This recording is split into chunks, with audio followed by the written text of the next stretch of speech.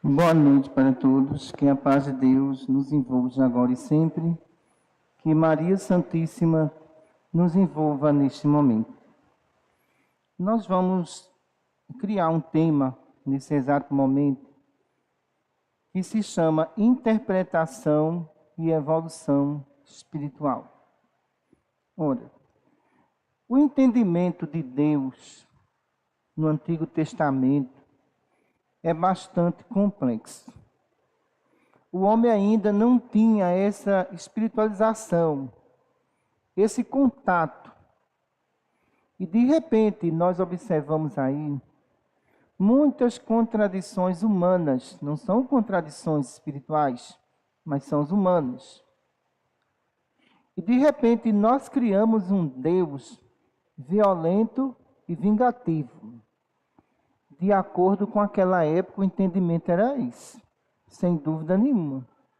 Era o estado de evolução da alma. Se aparecesse um anjo de guarda, era Deus. Olha só. Se aparecesse um espírito superior, os homens diziam que era Deus.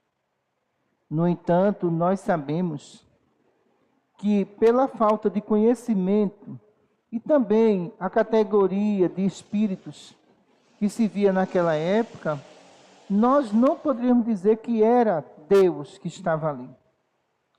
Quando vamos observar a hierarquia espiritual, nós observamos que os espíritos superiores, eles não entram em contato diretamente com Deus. Eles entram em contato com os espíritos celestes, que vai se comunicar com Deus para dar resposta a eles. Existe uma hierarquia no mundo espiritual. E essa hierarquia é respeitada por todos nós. Imaginemos que todos os homens imperfeitos dissessem que conversa com Deus. Você ia acreditar pelo caráter do homem? Não. Você não ia acreditar. Mas se esse homem se chama Jesus, cura cegos, paralíticos, faz verdadeiros milagres, eu ia acreditar. Pela condição espiritual do espírito e pelas curas que ele realizava na época.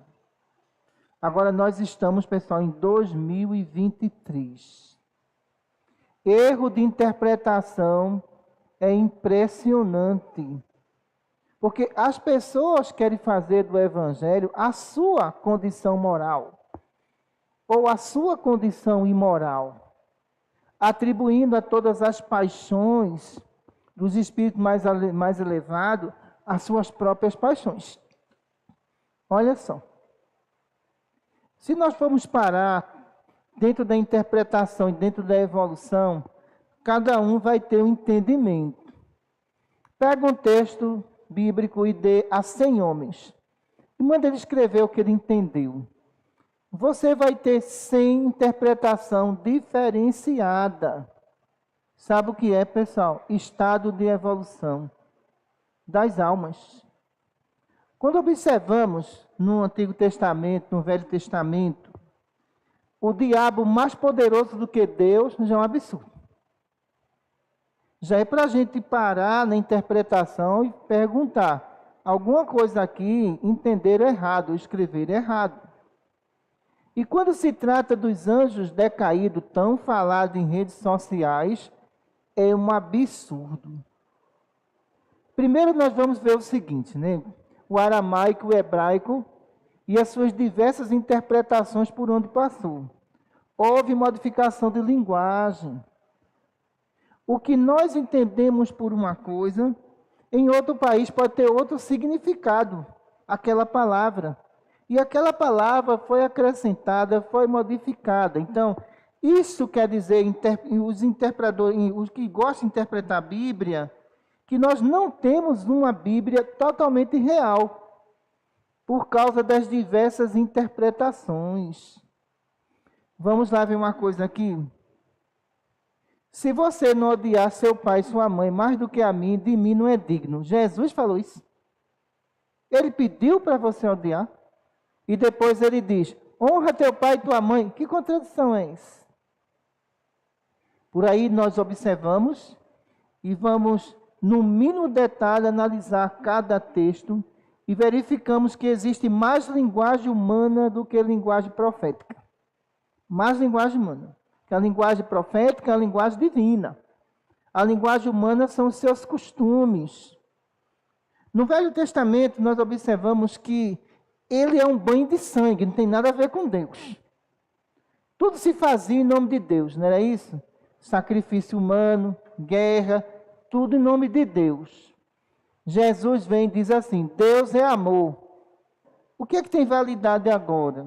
O banho de sangue do Velho Testamento ou do Novo Testamento, a lei de amor? A lei de amor.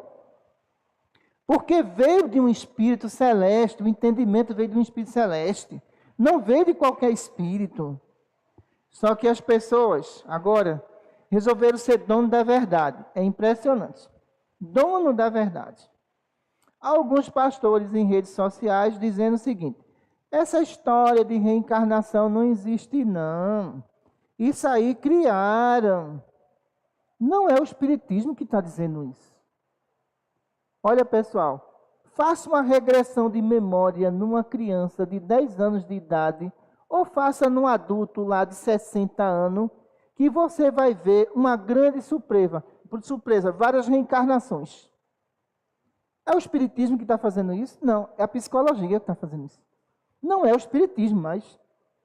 Agora, acusar o espiritismo de fraude porque fala na reencarnação, mas quem falou na reencarnação não foi Jesus? E por que vocês entendem o texto da maneira que vocês querem? Vocês colocam o texto da maneira que vocês querem. Se o vosso pé, olha só, e a vossa mão e o vosso olho vos é motivo de escândalo, arrancai-o bem longe. Olha só. É melhor entrar na vida sem um pé, sem um olho, sem uma mão, do que ter dos dois e ser lançado no fogo do inferno. Ele falou sobre o quê? Que você pode nascer sem um olho, sem uma mão e sem um pé. Ele falou sobre reencarnação. E aquele diálogo com Nicodemos, Senhor, o que é preciso para eu nascer de novo? Eu vou entrar de novo no ventre da minha mãe? Não existe diálogo aí mais certeiro sobre a reencarnação, sobre essa explicação de Jesus. Aí vem as questões. Cada um dentro de uma evolução, cada um dentro do entendimento. Olha só. A vida inteira o movimento espírita também pregou equívocos. Vamos agora corrigir a nossa família. Vamos lá. E disseram o seguinte, olha. Judas reencarnou como Joana d'Arc. Isso foi vocês que disseram, não foram os hospitais espirituais. Historiadores descobriram numa caverna, olha só, manuscritozinho de mais de 2.000 anos atrás, mostrando que Judas não traiu Jesus. E agora? Como eu posso dizer que Judas é a reencarnação de Joana d'Arc, se Judas não traiu Jesus? Que os historiadores estudaram tudo e houve um acordo. E agora? Vocês estão certos em tudo? Qual é o problema do movimento espírita? Intelectualidade demais e evolução de menos. Aí falta o conteúdo principal, humildade, que não se tem. E quando você não tem humildade, é bastante complexo isso, em termos de você entender o que está escrito ali, pessoal. Todo mundo conta a história de Judas que traiu Jesus. Olha só, todo mundo conta. E a história descobriu que não foi nada disso. Que foi completamente diferente do que está escrito lá na Bíblia. Então, quando nós passamos para outros tipos de interpretação espírita, é impressionante. Que eu estava vendo aqui agora. Olha só. Espírito não tem sexo. Aí jogaram isso para o fator biológico, não o fator espiritual. E os espíritas dizendo, olha, espírito não tem sexo, é assim mesmo. Não, peraí. O que é que diz no livro dos espíritos? O homem pode ter experiência, não é isso? Em reencarnar no corpo de uma mulher. A mulher pode ter experiência em reencarnar no corpo do homem. Eles falam nessas duas origens reencarnatórias. Agora, eu digo uma coisa a você. Eu tenho sexo, doutora Cristina, eu não tenho sexo. Para eu ter sexo, eu tenho que ter o fator biológico. Eu tenho o quê? O fator espiritual. Que não existe mais o sexo nem a sexualidade. Mas a falta de entendimento nisso, a malícia que existe nisso, leva a doutrina espírita a várias complicações em termos de interpretação. Porque você pega um grupo jovem e diz o que é o grupo jovem. O grupo jovem vai entender daquela maneira, vai passar para outra geração. Está tudo errado, pessoal. Está tudo errado. Admita que vocês erraram. Vocês não querem admitir isso. Por isso que Jesus disse assim, olha, eu não vim destruir a lei de Moisés, não. Olha a humildade desse espírito. Eu vim apenas acrescentar. Olha a humildade dele. Eu não vim desmanchar tudo que Moisés fez, não. Era necessário. Agora tem coisa que não é necessário agora.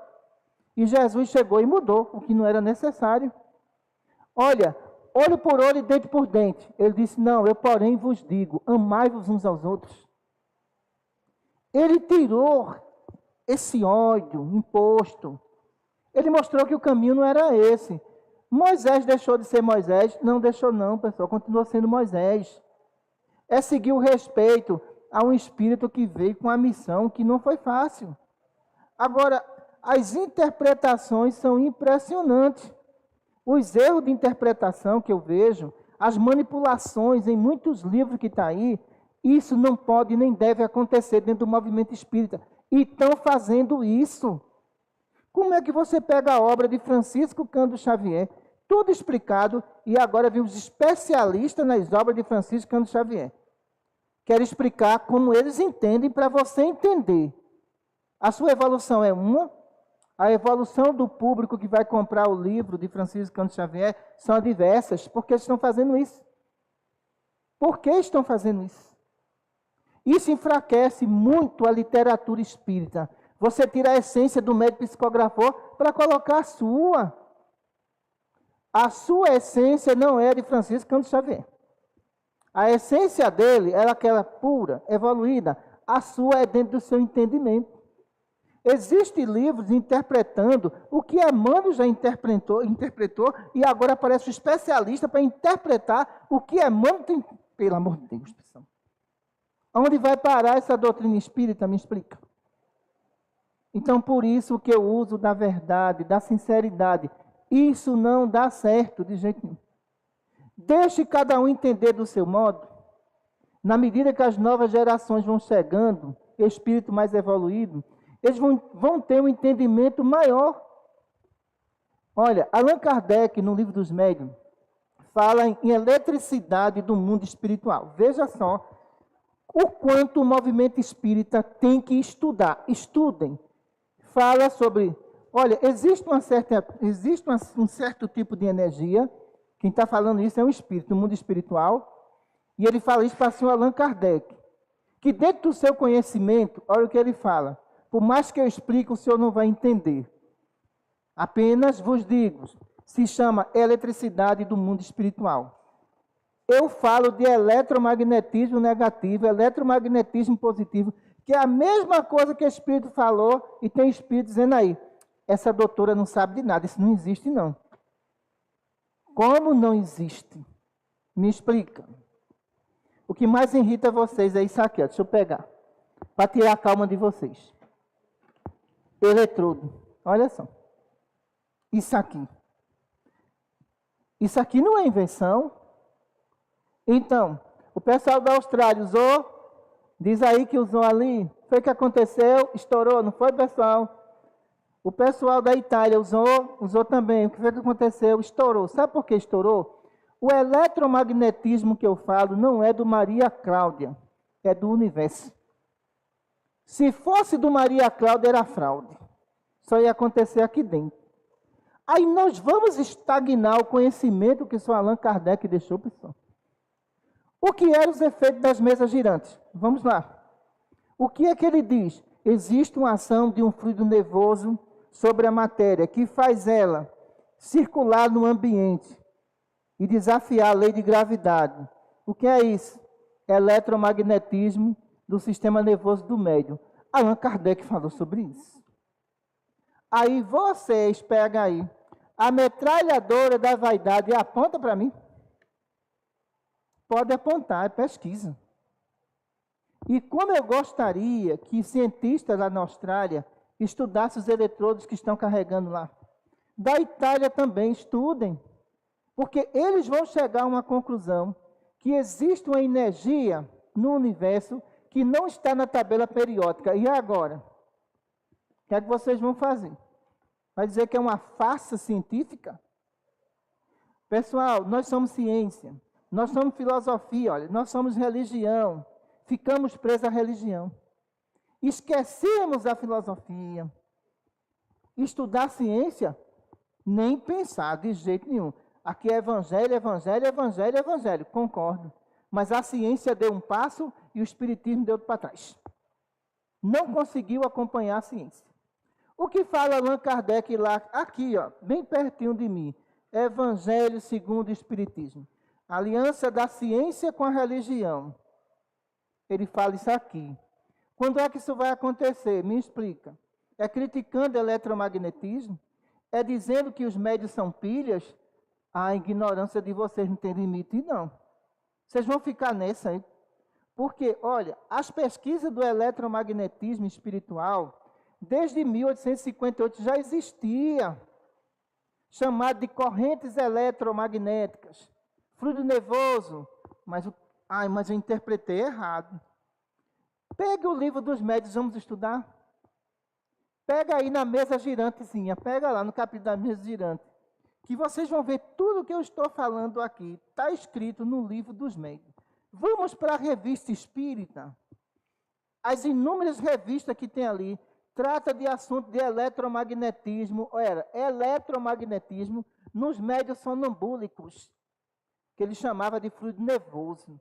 Como os hospitais estão inventando isso? Não, federações, os hospitais não estão inventando isso, não. Se existem pesquisas espirituais, é trazida pelos espíritos, não é pelos homens. Agora, os espíritos precisam de instrumentos sinceros, instrumentos sem interesses nenhum, instrumentos que não publiquem livro para vender, mas simplesmente publiquem pesquisa para esclarecer. Isso que a gente precisa. Porque se nós formos pensar em tirar lucro dos espíritos, vão se perder. Porque vocês não vão formar médios, entendeu? Eu tenho uma juventude inteira trabalhando aí, olha. Botei todo mundo para trabalhar, sabe por quê? Esse aqui um dia morre. Mas eu vou ter que ter mais instrumento. Então, no dia que partir, tem jovem aí com 15 anos de idade, dá para trabalhar até 2080, né? Dá para trabalhar um bocado. 15 anos de idade. Então, pronto. A doutrina não vai parar. Mas quando nós queremos exclusividade mediúnica, nós não formamos médios, formamos ídolos. E a doutrina não é para formar ídolos, é para formar médios. Porque se fosse para formar ídolo, eu só trabalhava com esse aqui. E eu dizia, não vai ter nenhum receitista aqui, só vai ser isso. Ninguém aqui vai ser receitista, só esse. Dona Maria Cláudia Martins nunca quis isso, não, pessoal. Quando ela foi evoluindo dentro dos trabalhos, sabe o que a mentora disse? Chamou o médico para uma reunião e disse, venha cá, está na hora de ensinar os outros que a gente lhe ensinou. E a gente ficou esperando. E olha quantos receitistas tem nos hospitais. Olha a quantidade de jovens que tem nos hospitais. Eu estou preocupado em publicar livros, eu estou preocupada, sabem o que, pessoal? Em pegar uma caneta e ir para ali, olha, psicografar para o mundo. Não é vender livro para o mundo. Eu não estou preocupada com isso. Sim, vamos lá. O núcleo da Terra parou, certo? Qual é o médico que vai psicografar aí sobre o núcleo da Terra e seus efeitos? Diga aí, federações espíritas. Sabe por que não tem? Porque não tem instrumento. Aí eu encontro um instrumento sonambúlico que diga assim, vem cá, seu Vandir. Consequência do núcleo da Terra sobre a natureza. Quem vai escrever sou eu. Só se afasta um pouquinho. É isso que nós queremos no movimento espírita.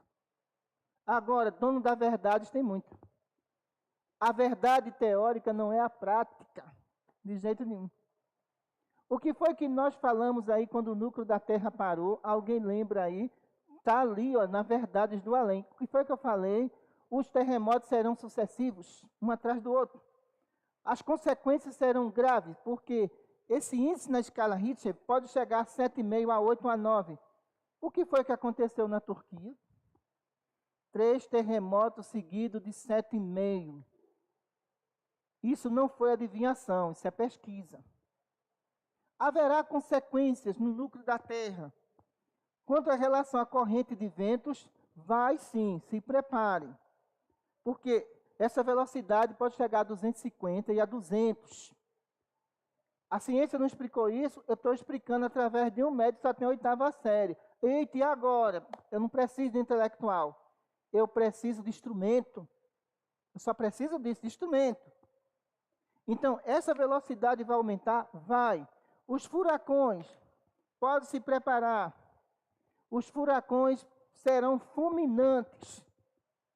Pode, de repente, acabar com populações inteiras. Vocês não têm mais o núcleo da Terra em movimento, o campo magnético não existe mais. Isso quer dizer que tudo que está aqui entra em desarmonia. Eu estou dizendo isso agora sem um médio estudar. É isso que eu quero da juventude espírita aí fora. Instrumentos. Ora, intelectuais é muito fácil. Você lê livro, mas quando vai para a mediunidade, não faz nada, não produz nada. Então, eu quero que vocês produzam médio como os hospitais estão produzindo. E eu digo a você, morrendo esse aqui, eu entro em qualquer corpinho ali, já está preparado. Pronto. Eu não vou deixar de fazer o meu trabalho. Eu vou procurar aquele que eu tenho mais afinidades e eu vou trabalhar com aquilo ali, para dar continuidade ao trabalho. Agora, o que nós não aceitamos são interpretações equívocas. Pessoas que querem pegar o pé da letra, entendeu? E jogar aquilo como verdade. Se a verdade é a sua verdade. Sabe por que ninguém gostava de Jesus? Vou dizer uma coisa a vocês. Filho de carpinteiro, olha só, o pai de Nazaré e a mãe de Nazaré. Vocês já acham que as pessoas aceitavam isso? Aceitavam não. Sabe por quê? De onde veio tanto conhecimento dessa criança de 12 anos? Os pais não sabiam ler. Maria não sabia ler. José não sabia ler. Eles não tinham acesso à escola. E qual foi a escola que Jesus frequentou? Nenhuma. Porque Espírito Celeste já nasce completo, com todas as ciências. Era isso que Roma não aceitava. Era isso que fariseu não aceitava. Qual é a essência do cristianismo? É o anúncio, pessoal, de Espírito que vem, de Espírito que vai. É um anúncio do anjo chegou. Olha, Maria, vem cá. Você vai ser filho, você vai ser mãe do Filho de Deus. Isso é o cristianismo. O cristianismo não é feito de congressos pagos. O cristianismo não é feito de julgamentos precipitados, não é nada disso. O cristianismo existe na sua essência a fé, a resistência, o amor. Isso é o cristianismo que eu conheço. Mas não venha dizer que todo espírito é cristão. Depende da evolução dele. Se esse espírita for evoluído, ele é um verdadeiro cristão. Mas se ele não for, é um verdadeiro charlatão. Muita paz para todos.